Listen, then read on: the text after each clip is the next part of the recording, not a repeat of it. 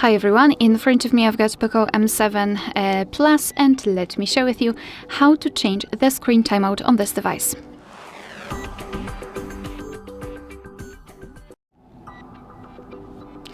So let's begin with opening the settings, and here we have to scroll down to find lock screen.